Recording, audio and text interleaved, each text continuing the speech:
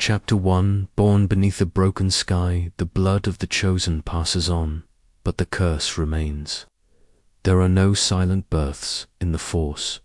Every cry, every breath of the newborn is a shiver that rolls through time itself, through past ghosts and future graves alike.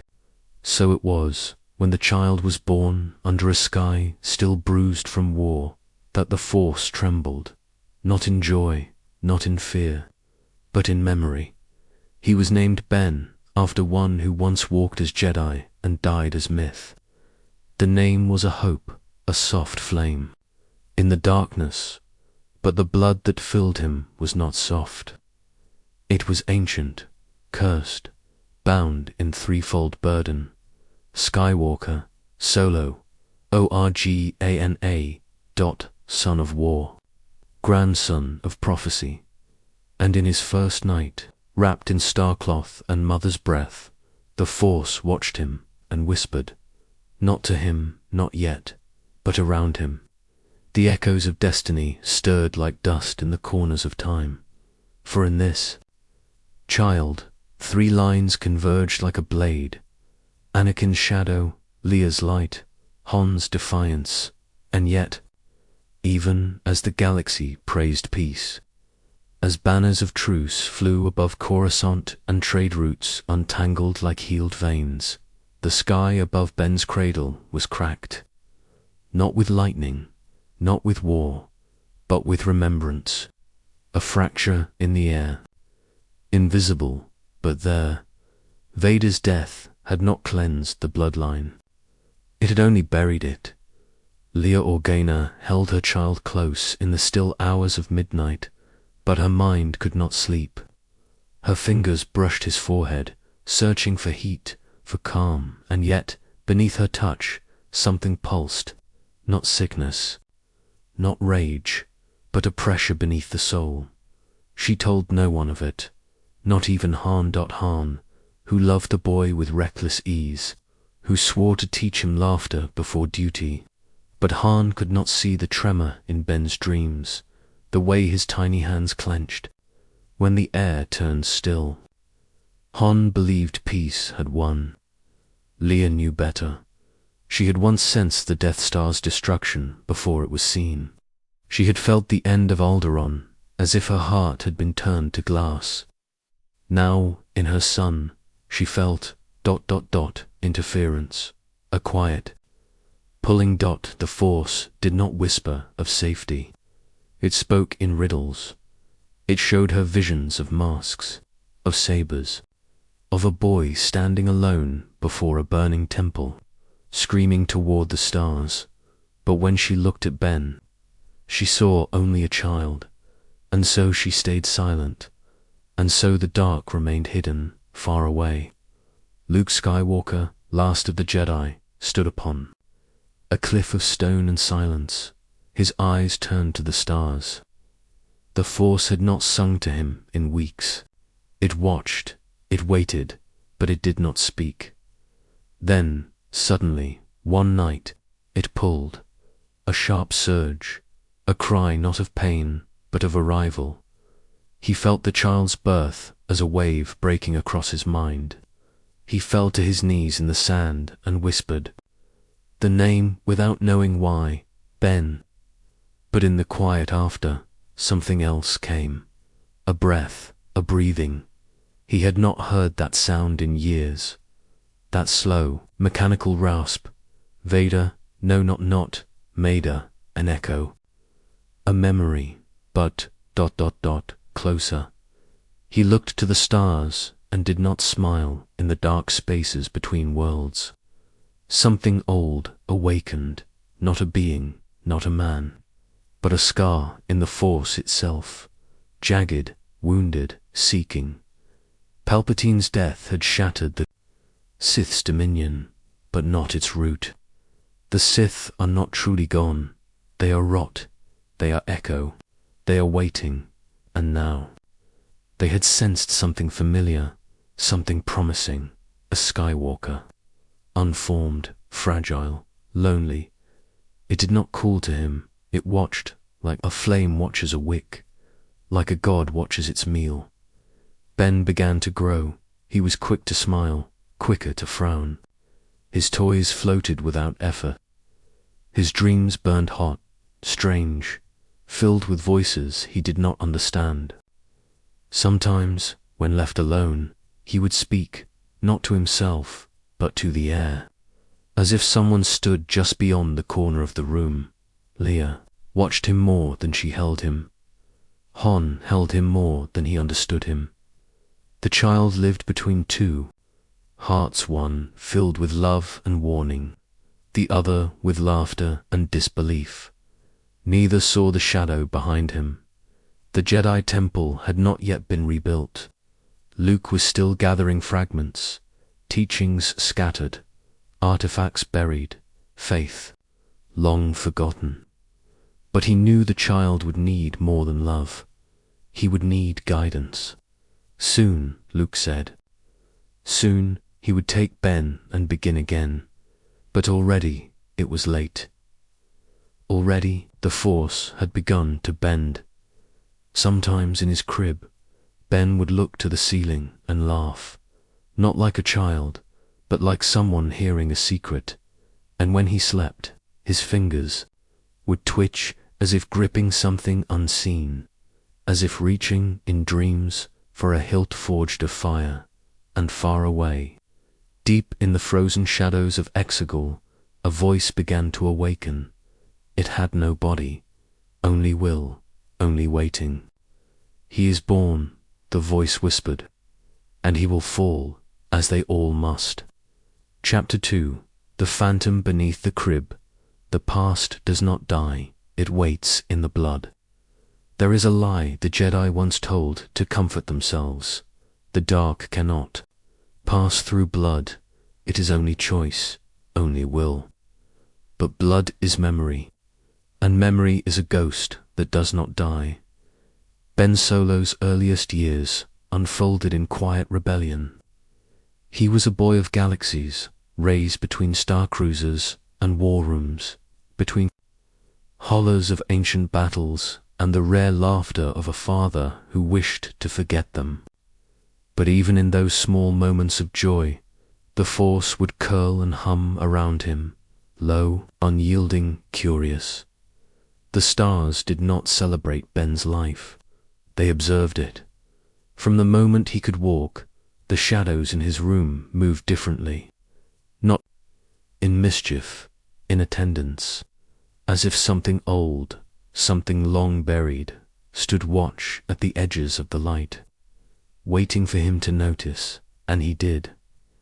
In his 3rd year, Ben asked Leah, "Why does the wind talk when I sleep?" She paused, smiled gently. "That's just the night, sweetheart." But her smile was false. She had heard the same question from another once, from Luke, and before that, from Anakin. Each night, Ben would murmur in sleep, words in no tongue. Leah knew syllables sharp and stuttered, as if some ancient script cracked itself into his dreams. He would weep without reason, laugh at things unseen, and once, just once, his crib lifted, inch by inch, without touch. Leah felt it in her bones. The Force was not training him. It was remembering itself through him. Han did not notice, or rather, refused to. He loved his son fiercely, but he feared the unseen, feared words like chosen and destiny. He had watched a galaxy rise and fall on the back of those words, and now his son, bore that same cursed blood. So Han told jokes. He took Ben flying. He taught him cards and sarcasm before sabers and Starla. But Leah knew. She saw the way. Ben stared at Vader's hollow statue in the Resistance archives. Not with confusion, not with hate, but ... familiarity. She had the statue removed, but it was too late. He had already begun to wonder on the distant world of Ossus. Luke Skywalker felt the disturbance in his temple of stone and silence, not a scream, not a cry, a murmur, as if the past were shifting its bones beneath the present. He turned to the old texts, not the ones saved from a HCH2, but the forbidden ones. The scrolls half burned, written by Jedi who had lost themselves in the deep mysteries. One name kept surfacing: Virga, the Potentium, the grey path, the failure to understand what darkness truly is. But this was different. This was not confusion of ideology. This was inheritance. At night, Leah would sit outside Ben's room and listen, not to his breathing, but to what breathed around him.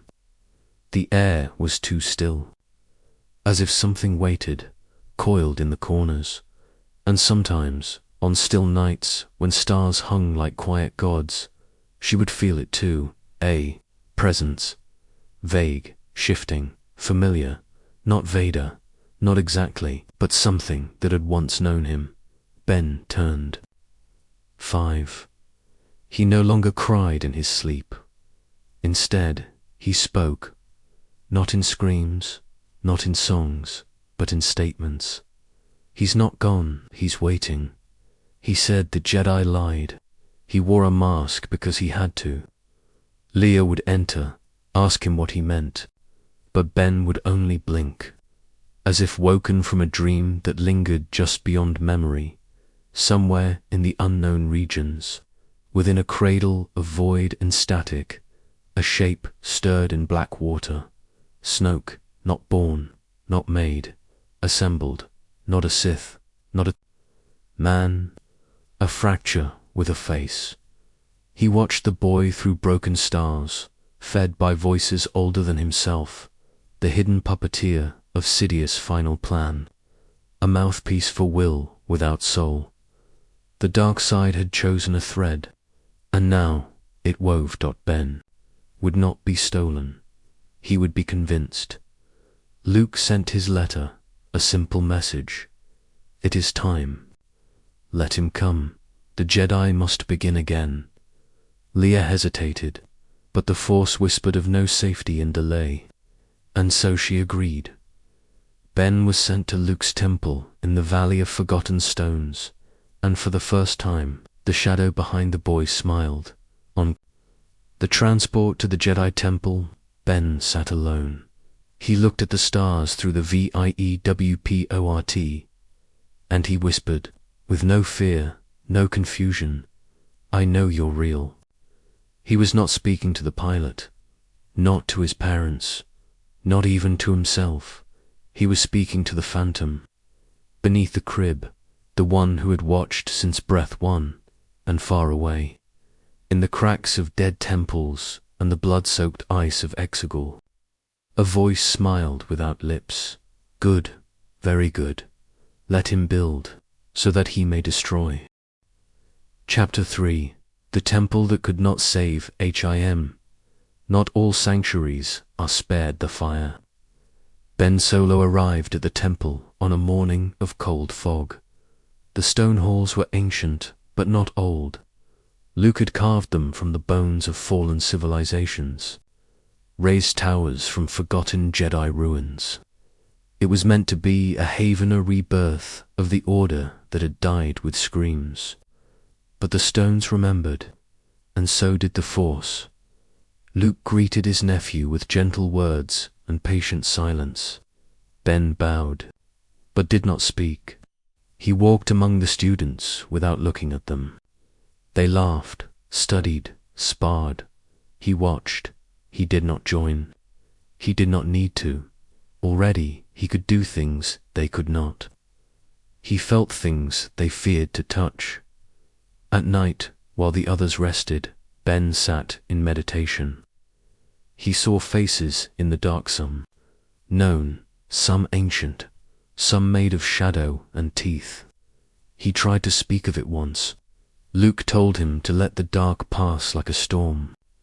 But the dark did not pass. It settled, it listened, and when Ben closed his eyes, it answered. The other students sensed it, a wrongness in the air around him. They did not mock him. They avoided him. Their laughter dimmed when he entered. Their voices softened. as if afraid to provoke something beneath the surface. Ben grew quieter. One night, he wandered beyond the temple gates and found a cave in the cliffs. Inside were carvings older than the Republic. Not Jedi, not Sith, just hunger. He reached out and touched the wall. The rock was warm that night. He dreamed of fire raining from the sky and his own hand holding the match. Luke watched him with growing unease. He saw the boy's talent, but not his peace. In every exercise, Ben excelled, but the force around him flowed like a river through cracked stone. Powerful, misaligned. Luke began to worry not that Ben might fall but that he already had, and no one had noticed. He consulted the old scrolls, the forbidden ones. He read of the dark chosen, of the echo of the shadow, a being not born of the dark, but shaped by it before it could speak. A vessel not possessed, but invited. He returned to the temple and found Ben on the highest tower, eyes closed, hands open, lifting stones that trembled with pressure. Luke felt the air tighten, not like before, like something else was holding the stones too. Ben opened his eyes and said, "You don't trust me." Luke said nothing. That night, Luke dreamed of fire. Ben sat alone in his quarters. He had found something buried beneath his bed, a fragment of metal, old, charred, but familiar. He did not know how it came to him, but when he held it, he felt calm, not warm, not joyful, just. Still, he hid it. He began to feel the whispers more clearly. They spoke not in words, but in direction. Look there, step there, avoid this, seek that. The voice was never loud. It was steady, ancient, patient. He asked it once, "Who are you?" The air grew cold, the stars dimmed, and in his mind one answer formed yours. Luke noticed changes. Ben's meditations grew longer, his saber work more aggressive, his silence deeper, and then came the vision. Luke stood over Ben's sleeping form and opened himself fully to the Force. He did not touch the boy, he simply looked. What he saw shattered. Him, a burning temple, bodies, screams, the students dead, the sky torn, Ben standing alone, cloaked in fire, eyes burning not with hate, but with certainty. Luke stepped back, hand trembling, for one breath. He ignited his saber. Ben opened his eyes. Neither spoke. The saber turned off. The silence remained. Ben left the next day. He did not run. He walked into the woods, into the night, and the temple stood. Still waiting. Chapter 4. The voice in the void, it does not call. It waits until you ask. Ben wandered through the forest beyond the temple, where the trees grew tall and wrong. Their roots pulsed, their leaves whispered. He walked without purpose, but not without pull. The air around him knew where he was going, even if he did not. He reached a clearing where the stars above seemed dimmer. There, the ground was blackened, not burned, scarred, a wound in the world. He sat, as if drawn, and closed his eyes. The voice came, not loud, not sudden, just there, like it had always been. "Hello, Ben." He did not flinch. He said, "Who are you?" It did not answer. It showed him, instead, a mask, burned, breathing, a figure, kneeling before a throne unseen. Flashes of war, death, peace through fear, peace through strength. A galaxy ruled, then silence. He opened his eyes, but the vision stayed. The voice whispered, "You have always known." Ben stood, heart pounding. "What do you want from me?" The voice replied, to free you. He returned to the temple, but he was no longer alone. The voice walked beside him now. It did not instruct. It asked, "Do you trust him?" Ben looked at Luke and said nothing. The voice said, "He fears you. He fears your power, just like they feared him." Ben knew who him meant. Vader, the name, was never spoken, but it filled the space between every breath. He began to seek places where the Force was strongest, the oldest chambers, the forgotten vaults. He found carvings of the Jedi before the Purge, before the Purity. Their truths were more complex, their shadows deeper. The voice told him they lied, and he believed. In training, his saber struck harder. His questions grew sharper. The students distanced themselves. Luke noticed. He tried to reach Ben through meditation, through dreams, but the boy had already built a wall. One night, Ben stood before the ancient Kyber tree Luke had planted. The voice said, "Burn it." Ben lit his saber, then paused. The voice did not insist. It waited. It said, "Your choice will shape history." Ben turned off the blade, but the seed was planted. He began waking in sweat, visions of fire, screams, himself in armor, himself alone, himself kneeling before a throne beneath lightning. He stopped sleeping. He carved strange symbols into his walls. He whispered names that had never been taught. And still, the voice waited. Always kind, always patient. One morning, Luke found Ben alone. In the Hall of Mirrors, Ben looked at him, eyes hollow, and said, "I'm not afraid of the dark." Luke said, "You should be." Ben replied, "Then why do I feel safe when it speaks?" Luke stepped back. The moment passed, but the balance had shifted. That night, Ben returned to the clearing. He sat, he closed his eyes. The voice said, "You are ready," and from across the stars, something stirred. Chapter 5. The Night of Blue Fire. All temples fall. Some from the outside, others from within. It began in silence. Ben stood beneath the stars, breath shallow, eyes open. The voice spoke gently. "He will strike. You know this." Ben said nothing. He felt it.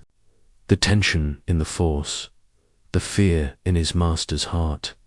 In the temple, Luke Skywalker stirred from troubled sleep. He felt the shadow rise, not from below, from beside him. Within the walls he built, he found Ben in the chamber of breath, where the Force pooled thick and deep. He opened himself to it and saw the future. Ben surrounded by fire, students screaming, his own blade igniting, a throne of ash. His hand moved. Just for a moment, the saber lit the room.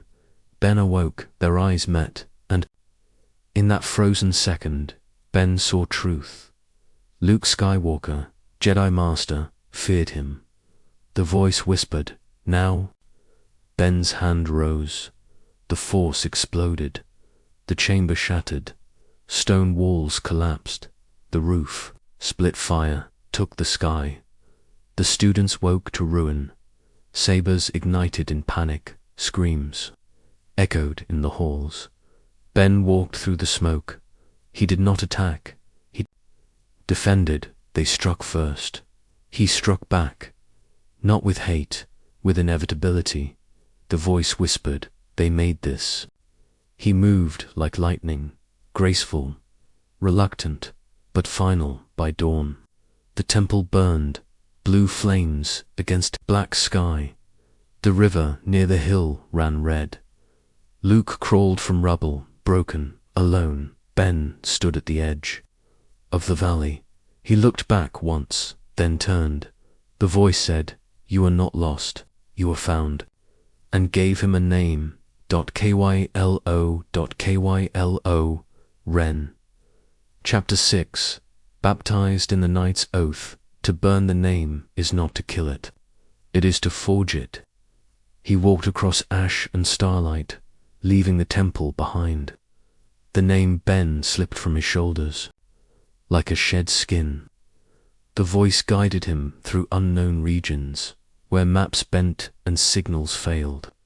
Beyond the edge of the known galaxy, they waited. The Knights of Ren. They were not Sith. They were not Jedi. They were something else. Wounded by history, bound by flame, they did not kneel to empires or orders. They knelt only to power. Their master bore no name. His mask was rusted, his armor cracked. He saw Ben and did not ask.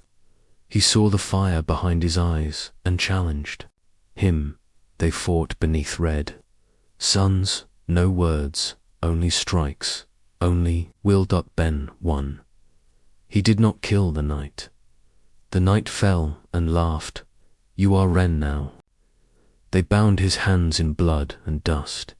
They painted his face with ash. They sang no chants. They gave no promises. Only silence. The voice said, "This is your covenant, not with them, with the fire within." He forged his own mask, not to hide. To silence the past or silence Ben. Kylo Ren rose from the ruins of a name. The First Order found him. Snoke greeted him with arms wide, eyes empty, a puppet filled with purpose. You are the shadow made flesh, he said. You will finish what he began. Kylo did not speak. He bowed behind his mask. He did not smile. He felt peace, cold, still final. Chapter 7. The Supreme Shadow Puppets. Do not speak lies, only borrowed truths. Snoke was not man, nor Sith, nor king. He was a shape formed from the marrow of empire, the final breath of a dead master cast in flesh. His voice was silk wrapped around broken metal. His throne stood not in halls of gold, but in voids, crawled, cruel, endless. Kylo knelt before him. Snoke called him child of Vader, heir to darkness, wound made weapon. He fed him praise like poison, wrapped in care. You are not to be feared, Kylo. You are to be obeyed. Kylo listened. He did not believe, but he obeyed. The First Order grew beneath Snoke's gaze, not as an army, as a church. Every starship a sermon, every officer a disciple. The legacy of the Empire reborn not as justice, but as correction. The galaxy had forgotten fear, Snoke reminded it. Hunted the last of the Jedi remnants. He found temples, burned them. He found holocrons, crushed them. He found names, erased them. But each victory echoed hollow, not darkness, emptiness. At night, he dreamed of Leia. He felt her across the stars, not as voice, as ache. Snoke knew he called it weakness, called it noise. He silenced it. The voice returned. Not Snoke, the older voice, the deeper one, the one that first spoke beneath the stars. It said, "You are not his," Kylo asked. "Then whose?"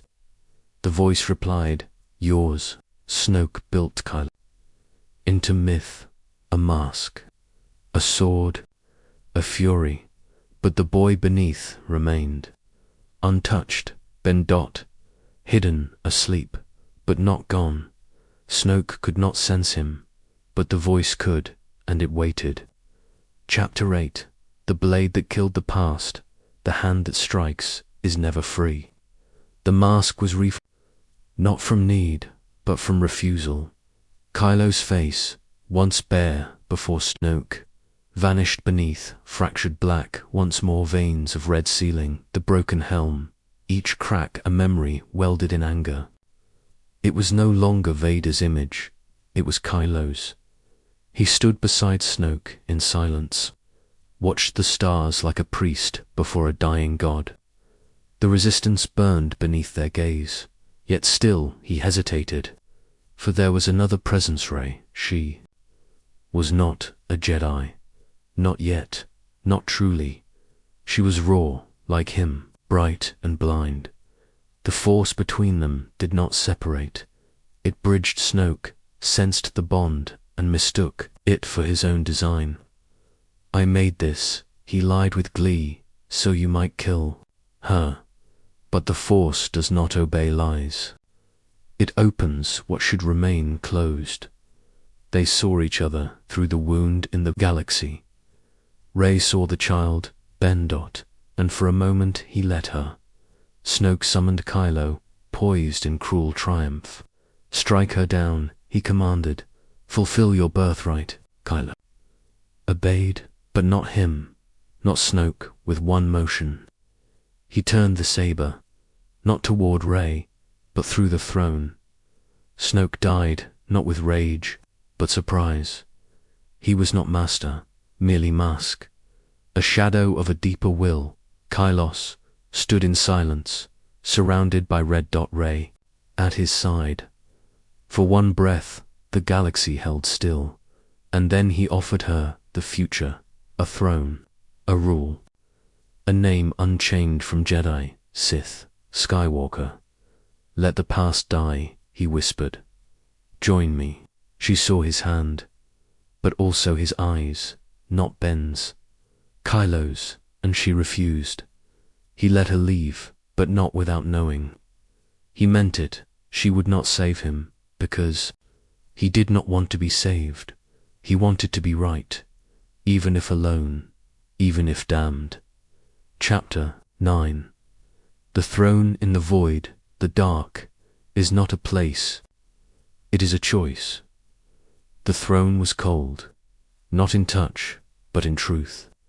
It sat at the heart of a vessel too vast for stars, crafted not by hands, but by will, a citadel adrift in the unknown regions. Here the whispers did not cease. They grew louder. Kylo Ren stood where once only phantoms had stood. He had claimed the First Order not as servant, but as sovereign, supreme leader, they called him now. But no crown adorned his brownly weight. Only silence. Command gave no peace. Victory gave no purpose. Each conquest deepened the shadow. The officers obeyed. The legions marched. Yet in every chamber of steel and code, there echoed the voice of Snoke. Not his words, but the emptiness he left. Kylo filled it with rage.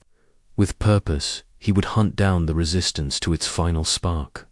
He would kill Luke Skywalker. He still breathed, but beneath these vows, the boy in him still searched. For his parents, reasons, for his uncle's face, for Rey's return, but she did not come.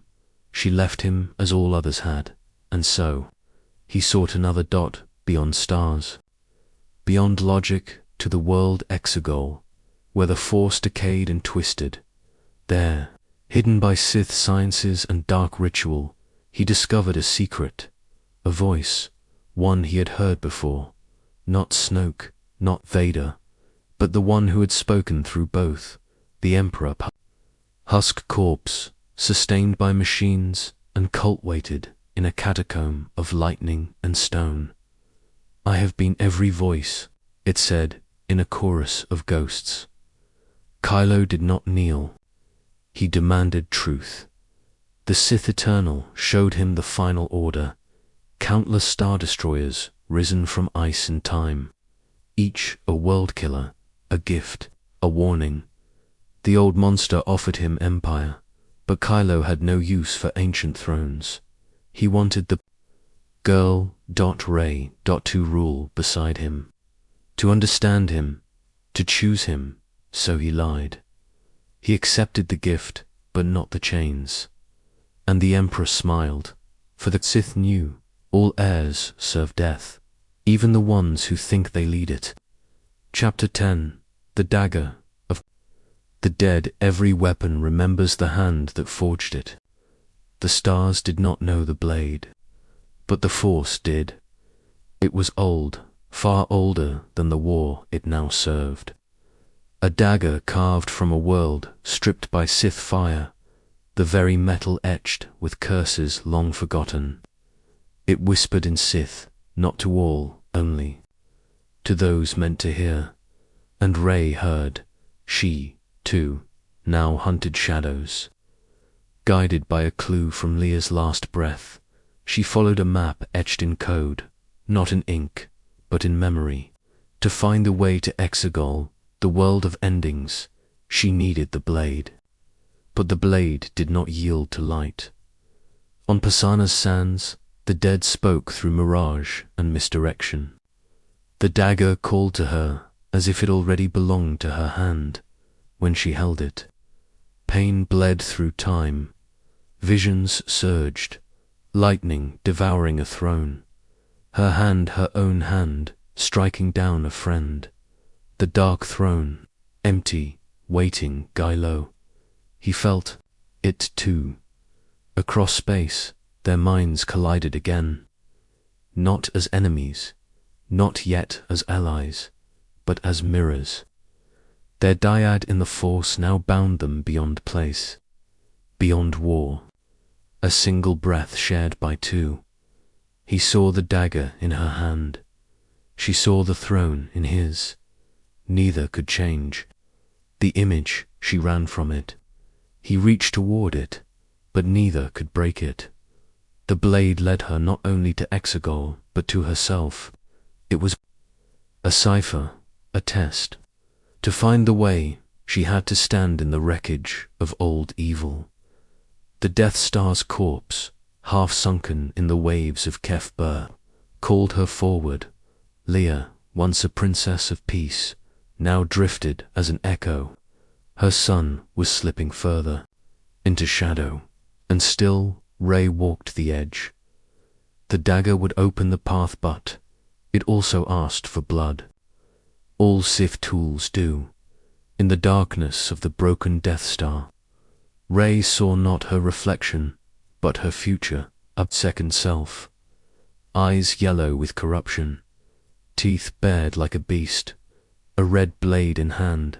It struck at her not to wound, but to become her. She screamed not from fear but from recognition, for the darkness did not tempt her.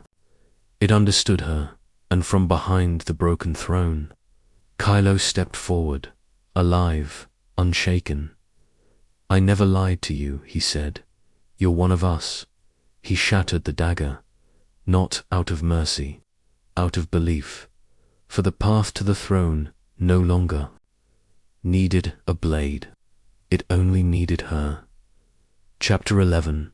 The waters between stars, between every breath is silence, between every life a tide. He fell, not from a wound, but from a truth. Leia was gone, across the galaxy. The light of a star flickered out, and in the pit of Kef Bir's broken towers, Ben Solo collapsed. Not Kylo Ren, not the shadow, but the boy once born of love. Leia's final breath had crossed the stars to reach him. Her hand had never stopped reaching, not even after death, and in that moment he stopped fighting. Rey stood above him, saber in hand, breath ragged. She could end it. She should have ended it. But something moved. Something sacred. She saw his face. Not the monster, the man. And in a gesture that rewrote destinies, she healed him with the Force, with mercy, with memory. She gave back what he had taken from so many, life. Their fingers brushed, just barely, and the moment lingered like the quiet between storms. And then she vanished. The falcon's scream faded into the clouds. Ben Solo stood alone, and the sea howled above him. The wreckage of his grandfather's legacy cracked under the weight of time. The Death Star no longer a symbol of terror, but of decay, and so he walked. No saber, no mask, no war, only silence. He wandered the tides like a ghost, half-born dripping with memory. He heard whispers, not voices, but the force itself, curling. Like smoke through broken halls. You were never meant to be him, it said. You were always meant to end him. Not with fire, but with surrender. It rained, and the stars did not look. Away, Ben stood where Vader once fell. But there was no master, no throne, no purpose but choice. And from that choice, a new path bled open, not toward Exegol, but through it. Chapter 12. The throne that waits beneath all thrones are tombs. All crowns are chains. Beneath the burning stars, the grave world whispered, Rexegol, a wound in the galaxy, a hollow that drank light. Here, where no sky moved and no dawn dared rise, the dark gathered in spires like teeth. And at the heart of the storm he waited, the puppet, the master, the echo.sidous. He had never died. Not truly. His flesh had perished. Yes, but his will had clung to death like a parasite. His essence, cradled by cults, rebuilt through alchemy and horror, remained anchored to machines and rituals older than empires. And now his plan reached its final breath, a final order. 10,000 vessels, born of the abyss, rose beneath lightning.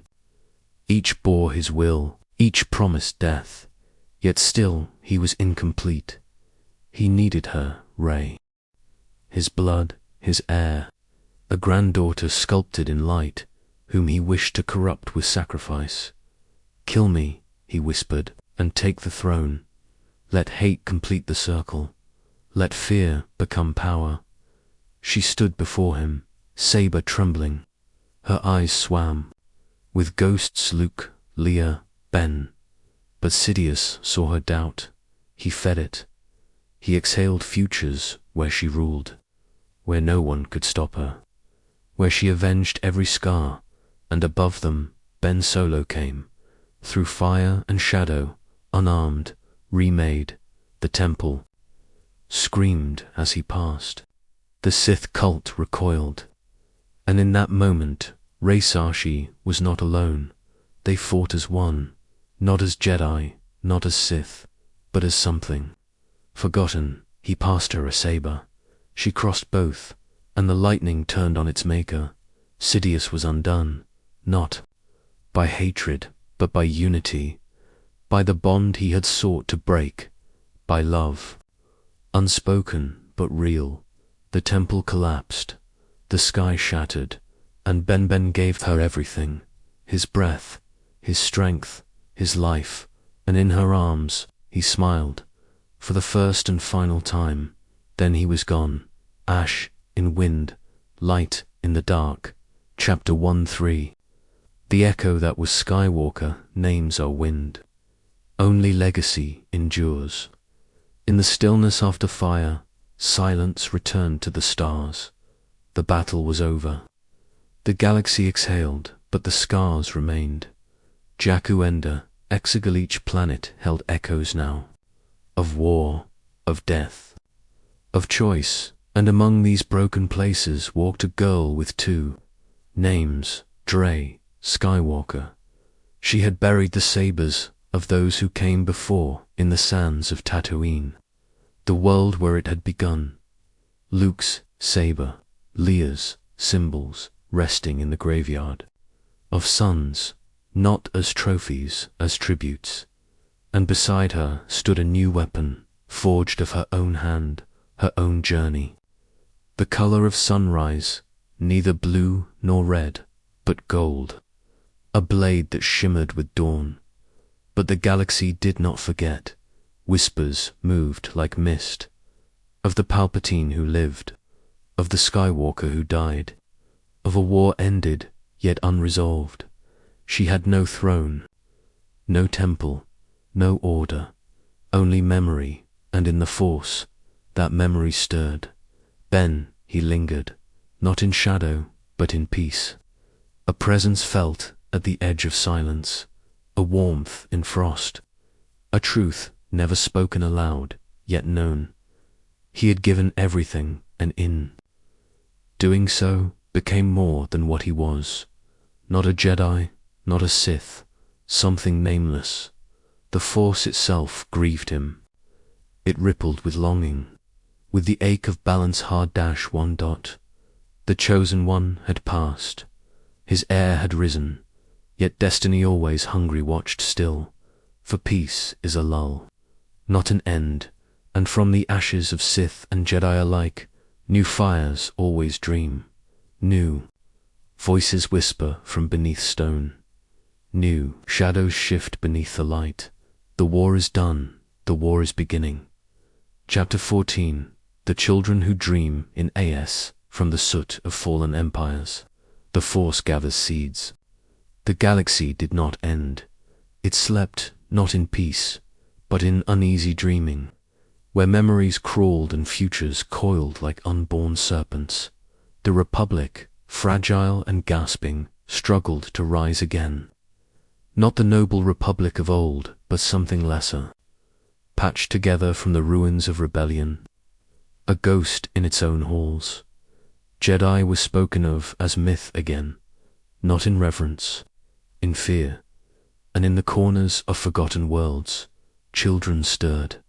Some felt the stars differently, pulled cups without touch, heard whispers no ear should catch, dreamed of fire and green blades and voices calling through storm. They were born not of bloodlines, but of the Force itself, scattered, secret, sacred. The old had perished, but the Force does not die. It chooses again, always, and in their bones. The children carried echoes of Skywalker, of Kenobi, of Rey, of Ben Dot, of a legacy carved not in blood, but in sacrifice. Some would rise in light, some would fall in shadow. Most would wander half awake, lost between names and claimed, but one among them would feel it stronger than the rest. A child born beneath the ruins of Exegol, a place where no life should remain, and yet, it breathed, beneath the crust of Sith temples and shattered cults. Something waited, not Sidious, not Snoke, not even memory, but hunger. A hunger that once wore the name Sith, but now wore none. Only the hunger to be it dreamed through the child. And the child, nameless still, dreamed of a voice that said, "You are mine." The cycle stirs, the echo awakens, and legacy, like fire, finds new kindling. Chapter 15. Beneath the cracked mask of time, not all that is buried is forgotten. Not all that is gone is gone. There are temples built in silence, not of stone, but of memory.